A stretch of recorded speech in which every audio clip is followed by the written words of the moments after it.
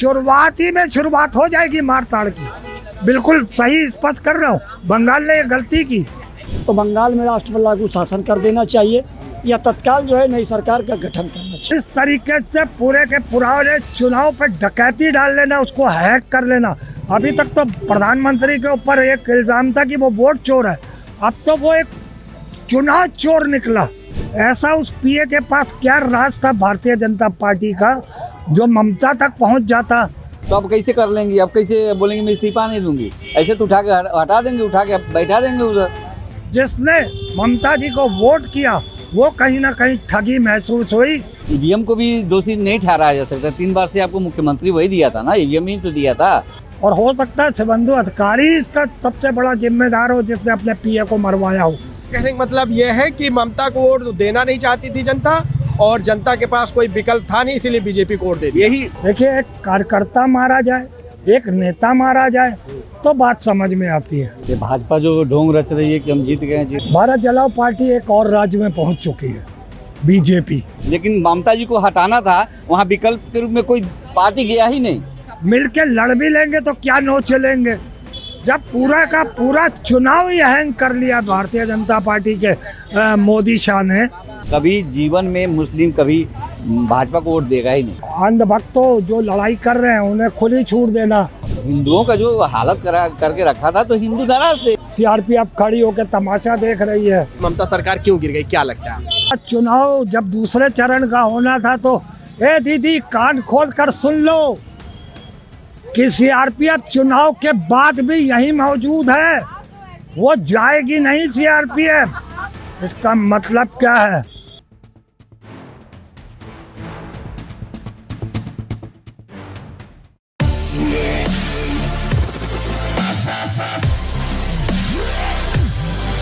अखिलेश यादव पहुंच गए बंगाल, ममता दीदी से मुलाकात किए हैं? नहीं गए हैं। आज ओम प्रकाश राजभर जी ने बयान दिया है, नहीं गए। वही ओम प्रकाश राजभर ने कहा है, नहीं पहुंच गए, मुलाकात हो गई।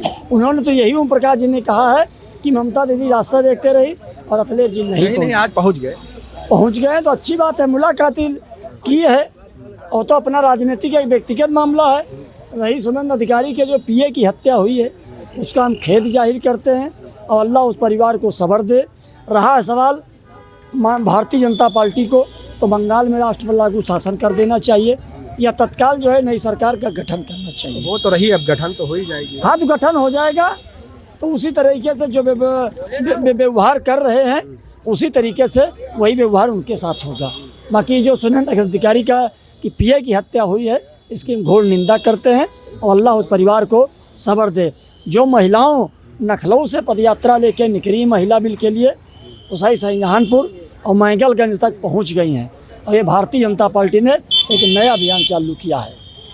अखिलेश यादव पहुंच गए मुलाकात करने के लिए ममता दीदी से। भारत जलाओ पार्टी एक और राज्य में पहुंच चुकी है, बीजेपी। भारत जलाओ पार्टी एक नए राज्य बंगाल में पहुंच चुकी है और शुरुआत में अभी शपथ भी नहीं हुई।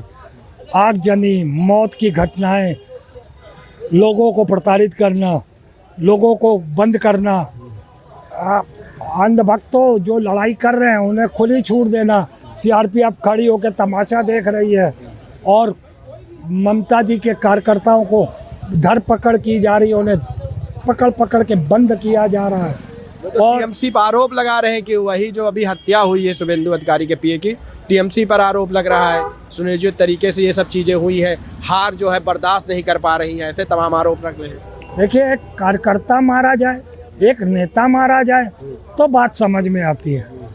एक पीए मारा जाए ये मेरे हलक से नहीं उतरती है, क्योंकि ये बीजेपी के स्क्रिप्ट में है कि इस तरीके से नए नए कारनामों को अंजाम देती है।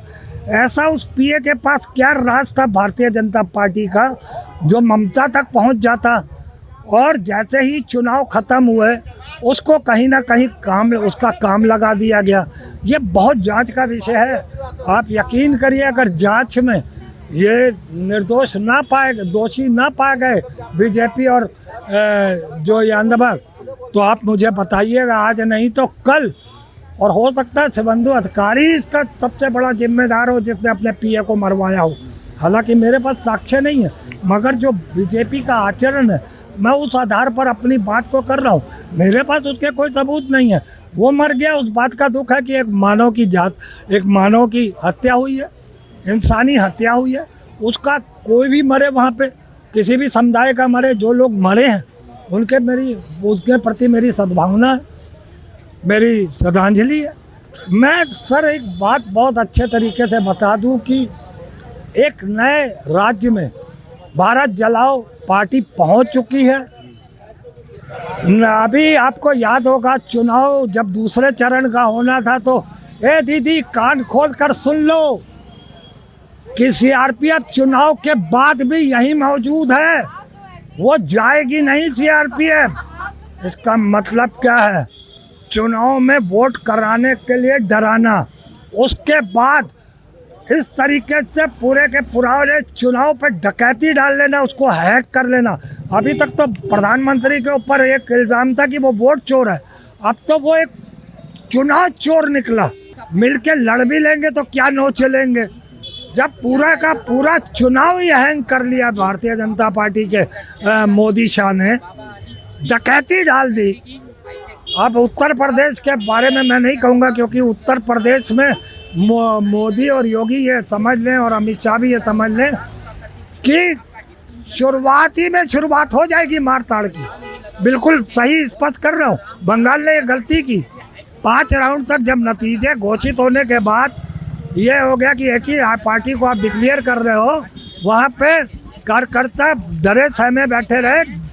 2.5 लाख सीआरपीएफ थी, मगर मैं उत्तर प्रदेश से कहता हूँ तुम सीआरपीएफ, बीएसएफ, कोई भी एजेंसी ले आओ उत्तर प्रदेश में, मगर यहाँ पर कांग्रेस की सरकार है, मुलायम सिंह की सरकार है, बहुजन समाज मायावती जी की सरकार है। और जैसे ही काउंटिंग शुरू होगी, हर पार्टी का जवान, हर पार्टी का कार्यकर्ता एकदम से मजबूती से खड़ा हो जाएगा। और जहाँ कहीं भी बीजेपी के कार्यकर्ताओं ने या सरकारी मशीनरी ने कुछ भी करने का काम अंजाम किया तो यकीनन वो गिरा के मारे जाएंगे। देखिए, बिल्कुल लखनऊ की जनता है। हमने लखनऊ की जनता से जब इस मुद्दे पर बात की, आपने लखनऊ की जनता को सुना। बहरहाल इस मुद्दे पर आपकी क्या राय है हमें कमेंट बॉक्स में जरूर बताएं। कृपया वीडियो को लाइक और शेयर करें।